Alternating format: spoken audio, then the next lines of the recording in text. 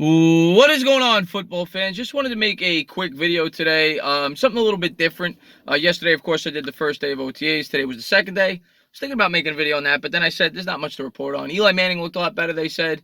Shepard looked great, caught 2 touchdowns, and Alec Ogletree, actually, believe it or not, they said, stood out on the defensive end, which is nice to hear, being how big of a disappointment he was last year when the Giants gave up the fifth round selection to acquire him and his big contract.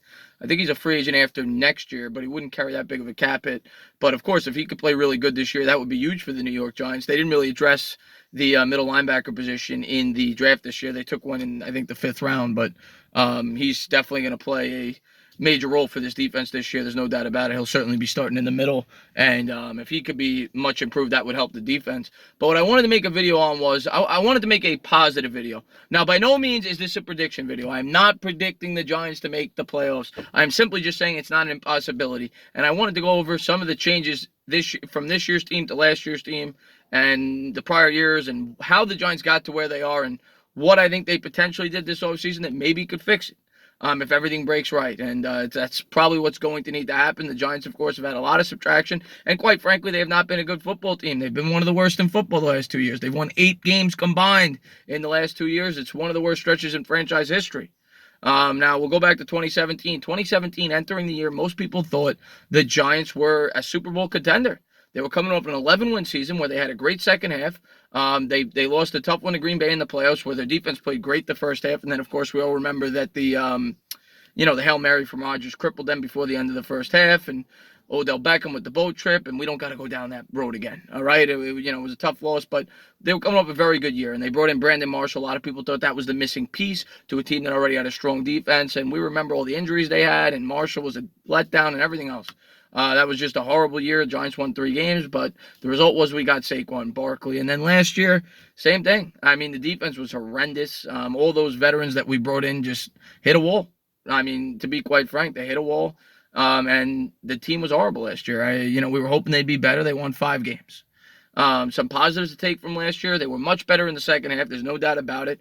The left side of that offensive line specifically played much better. They were able to pound the rock much more in the second half of the season. I think they went 4-4 their last 8 games, but they could have easily won 6 or 7 games. They should have won the Eagles game. They should have won the Panthers game. They should have won the Colts game, and they could have won that Cowboys game at the end of the year. So that's 4 games right off the bat that they could have won. They should have won at least 2 of them. So I don't think the Giants were as bad as the record indicates last year. And I just wanted to look at it from a positive standpoint. As I said, 2017, the Giants were a Super Bowl favorite. You know who wasn't? The Philadelphia Eagles.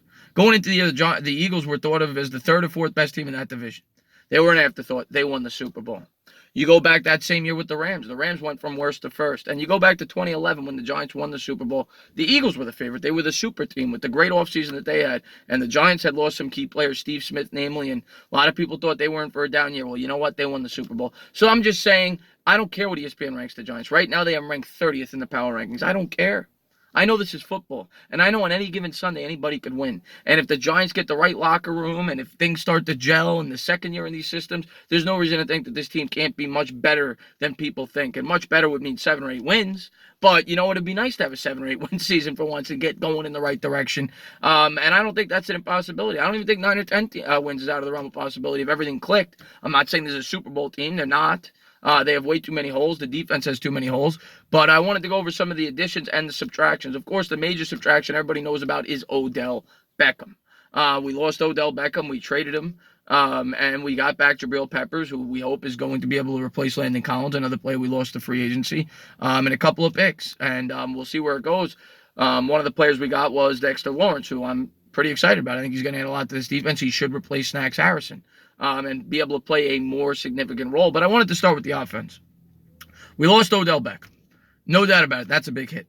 But some positives. We brought in Zeitler. The left side of that offensive line is going to be much improved. You saw it the second half. The first half, they were horrible. For lack of a better word. Will Hernandez had holes in his game and Soldi gave up 8 sacks in his first 8 games. Over the last 8, he gave up 1. So I think their familiarity year 2 is going to be much better. I expect the left side to be much stronger. And just the addition of Zeitler on the right side is going to be a huge improvement. Zeitler is one of the top 5 or 6 guards in football. You pair him with Remmers, who's not that good, but he's a big improvement over Eric Flowers, who was our right tackle going into last year. So the offensive line, I think, and Jalapeno, of course. Jalapeno played great those first 2 weeks before he got injured. He's going to be back, and we hope hope he stays healthy. And that's a huge thing. For the Giants to have any chance this year, they can't have injuries. Now, of course, you're going to have your injuries, but to the key players, they have to remain healthy for the Giants to have a shot. So that's another thing. They don't have as much talent, if we're being honest, as the Cowboys and the Eagles. They have to stay healthy and they need things to click.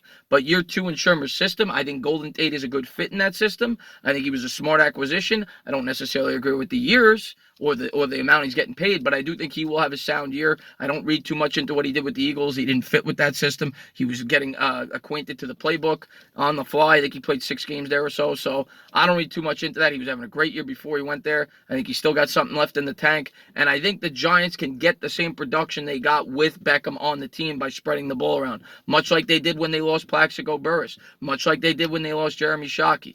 I think that Eli is at his best, actually, when he spreads the ball around, when he's working in that play action. I think Saquon Barkley will be at least as featured as he was last year, and I think he's going to be even better with that offensive line. I think the Giants, for them to be successful this year, have to be a ball control team. They can't turn the ball over, and they need to be smart in their decision-making. They have to win the time of possession.